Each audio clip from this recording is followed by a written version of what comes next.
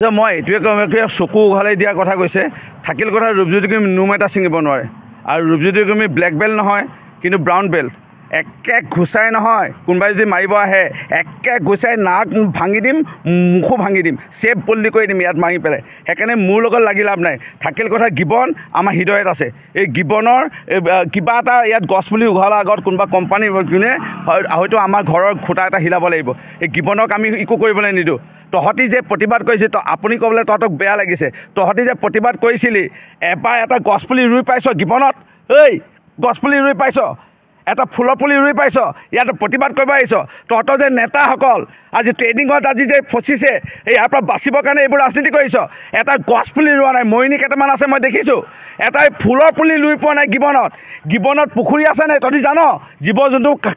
পানী খাবৰ কাৰণে আমি পুখুৰী খান্দি পাইছোঁ এই গিবনত এই গছ আমি ৰুই পাইছোঁ গিবনক লৈ ৰাজনীতি নকৰিবি গিবনত একো হ'বলৈ নিদিওঁ আৰু কোনোৱে নিদিয়ে আৰু তহঁতি ইয়াত ৰাজনীতি কৰিবলৈ নাহিবি একে ঘুচাই নাক ভাঙি যাব।